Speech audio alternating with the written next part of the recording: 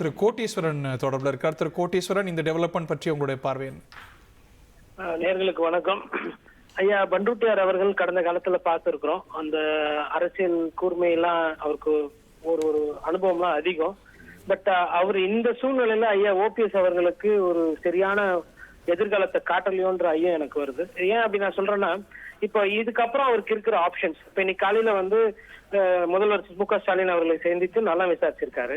நேற்று வரலையும் வந்து அதிமுக உரிமை மீட்பு குழு, ஒருங்கிணைப்பு குழு அப்படின்னு பேசிட்டு இப்ப திமுக போய் கூட்டணி சேர்றதுன்றது மக்கள் ஏத்துக்க மாட்டாங்க. அவருக்கு போக மக்கள் ஏத்துக்க மாட்டாங்க. அதாவது ஒரு ஆப்ஷனா என்ன? இல்ல நான் சொல்றேன், நான் ஒன்னொன்னா சொல்லிடுறேன். திமுக ஒரு ஆப்ஷன், இப்ப திமுக ஆப்ஷன் இல்ல, பிஜேபி எடப்பாடி பழனிசாமி அந்த ஆப்ஷன் இல்ல. அப்ப அவங்களுக்கு இருக்கிற ஒரே ஆப்ஷன் ஒண்ணு, அவர்கள் ஒரு தலைமை ஏற்று ஒரு கூட்டணி ஒண்ணு உருவாக்கி போனோம், இல்ல அவங்க தனியா போனோம். அப்படி இல்லைன்னா விஜய் அவர்களோட சேரணும். விஜய் அவர்களோட சேரணும்னா விஜய் அவர்களை முதலமைச்சர் ஆக்கிறதுக்கு தான் இந்த குரூப் வந்து வேலை செய்ய போறாங்க. அது கிட்டத்தட்ட வந்து திமுகவை ஹெல்ப் பண்ற ஒரு வியூகமா கூட போகலாம். அப்போ என்னன்னா, அந்த பொலிட்டிக்கல் லேண்ட்ஸ்கேப்ல இருந்து கொஞ்சம் கொஞ்சமாக ஓபிஎஸ் அவர்களோட முக்கியத்துவம் வந்து கொஞ்சம் கொஞ்சமா கரைந்து செல்கிறது. நம்ம நிறைய பார்த்திருக்கோம். அதாவது வந்து விஜயகாந்த் அவர்கள் இந்த அணியில இருந்தா திரு எடப்பாடி பழனிசாமியை முதலமைச்சராக்கணும். அவங்க ரெண்டு பேருக்குமான பர்சனல் கெமிஸ்ட்ரி, கடந்த கால உறவுகள், அதில் ஏற்பட்ட கசப்புகள்லாம் தெரியும். அதுல விஜய் பெட்டர் நினைச்சிருப்பாரோ ரிலேட்டிவா பார்க்கும்போது? ரிலேட்டிவா விஜய் பெட்டர் நினைச்சிருப்பாருங்க. பட் இங்க இருந்தா இவர் தான் முதலமைச்சராவோ இல்ல முக்கியமா எதுவும் பொறுப்புல இருக்க முடியாது. பட் ஒரு உதாரணத்துக்கு சொல்றேன், ஒருவேளை அதிமுக ஆட்சி வருதுன்னு வச்சுக்கோங்களேன், ஆர்வி உதயகுமார், செல்லூர் ராஜு, விஜயபாஸ்கர் எல்லாம் அமைச்சரா இருக்காங்கன்னா, இவர் போய் ஏதோ ஒரு கோரிக்கை வைக்கிறாரு, இல்ல ஒரு 4 எம்எல்ஏ அனுப்புறாரு, கட்சிக்கு இது பண்ணி கொடுங்க அப்படின்னா ஏதோ ஒரு வேலையை செஞ்சு கொடுப்பாங்க. 4 தொண்டர்களுக்கு ஏதோ ஒண்ணு ஒரு ஹெல்ப் பண்ணுவாங்க. நான் உடச்சி பேசுறேன், அரசியல் ஆதாயத்துக்காக தான் இருக்கிறாங்க இவங்க எல்லாருமே.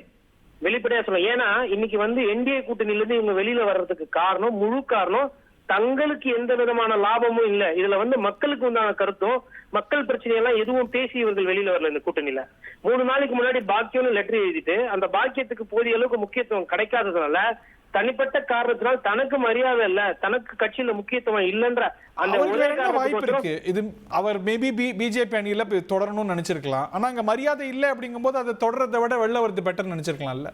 இந்த தொண்டர்களுடைய உணர்வுக்கும் பதிலளிக்கணும்ல அவர். கரெக்ட்டுங்க. பிஜேபி கூட்டணியில இருக்கிறோம் இல்லன்றதை விட இவர் ஒரு போட்டி பொதுக்குழுவை போட்டிருக்கலாம், ஒரு பேரணி போயிருக்கலாம், கட்சிக்காரங்களை போய் சந்திச்சிருக்கலாம். இவர் அரசியலே பண்ணாம முழுக்க இந்த கூட்டணி பிஜேபியை போய் பாக்குறது, பிஜேபியோட பழகுறது, அப்புறம் பிஜேபி விட்டு வெளியில போறது, இந்த அரசியல் தானே பண்ணிட்டு இருக்காரு. இப்ப இவ்வளவு நேரம் பேசுறாங்களே, இதுல எங்கன்னா 2 இடத்துல இல்ல ஒரு 3 இடத்துல மக்கள் பிரச்சனை எதனா பேசியிருக்காங்களா இவங்க எல்லாருமே? இன்னைக்கு வந்து விவசாய கூலிகளுக்கு பிரச்சனை இருக்கு, வாழ்வாதார பிரச்சனை இருக்கு, சொத்து வரி, தண்ணி வரியில இருந்து 1008 பிரச்சனை இருக்கு. படிக்கிற பசங்களுக்கு வேலை கிடையாது, 1000 ரூபாய் ஒரு சில பேருக்கு கிடைக்குது, ஒரு சில பேருக்கு கிடைக்கல. இதெல்லாம் மக்கள் பிரச்சனை. சட்ட ஒழுங்கு பிரச்சனை இருக்கு, போதை கலாச்சாரம் இருக்கு. இதெல்லாம் எதுவுமே தெரியல. மத்திய அரசு கொடுக்க வேண்டிய பணத்தை கொடுக்கல. நாம்கே வாசுக்கு 2 நாளைக்கு முன்னாடி ஒரு அறிக்கையை விட்டாங்க, பணம் தரல 2151 கோடி ஸ்கூல்ஸுக்கு.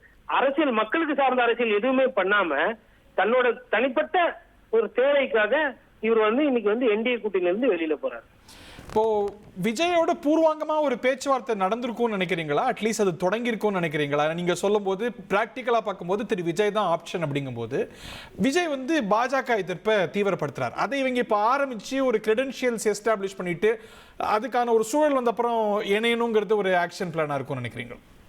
கண்டிப்பா இருக்கும். கண்டிப்பா சமிக்கைகள்லாம் இல்லாம இதெல்லாம் நடக்காது. கண்டிப்பா இவர்கள் தரப்புல இருந்து யாருன்னா போய் பேசியிருப்பாங்க, விஜய் தரப்புல இருந்து பேசியிருப்பாங்க. நீங்க பிஜேபி தான் எங்களுக்கு பிரச்சனை அப்படின்றது விஜய் ரொம்ப அழுத்தமா சொல்றாரு. அப்ப பிஜேபி இல்லைன்னும் போது இப்ப ஐயா ஓபிஎஸ் அவர்களுக்கு விஜயோட சேர்ந்து பயணம் பண்றதுல ஒரு ஈஸியான ஒரு விஷயம் கிடைக்கும். எனக்கு என்னன்னா, 100 சீட்டு இவருக்கு கொடுப்பாங்களா ஃபர்ஸ்ட் விஜய் கட்சியில? இப்ப விஜய் அவர்கள் கூட்டணியில நிறைய சீட்டு இருக்கு, ரைட்டுங்களா? அந்த இவங்க 2 பேருமே சேர்த்து கல அரசியல் என் புரிதல், என்னோட புரிதல் வந்து மே மாசத்துக்கு பிறகு தப்பா கூட போலாம், புரியுதுங்களா?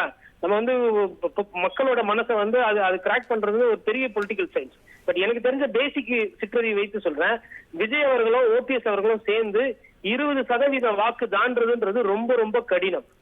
284 தொகுதியில இவங்களுக்கு 130 இடத்துல வந்து சட்டமன்ற உறுப்பினர்கள் வந்தாதான் இந்த அணி வெற்றி பெறும். இதுதான் இயல்பான அரசியல், யதார்த்தமான அரசியல்.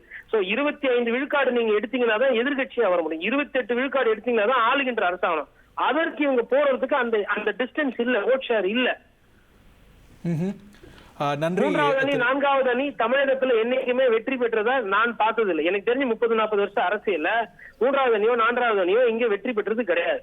ஒரு அணியில இருந்து நீங்க பிரிஞ்சு நீங்க தனியா எடுத்து போறீங்கன்னா ஜெயிக்கிறதுக்கு வாய்ப்பு இருக்கு, உதாரணங்கள் இருக்கு. 3வது அணி 4வது அணிக்கு இங்க அரசியல்ல வந்து ஒரு வெற்றி கிடைத்ததில்லை. உங்கள் தந்தி ஒன் தொலைக்காட்சியில் தெனாலிராமன் தினமும் மாலை 6 மணிக்கு காண தவறாதீர்கள்.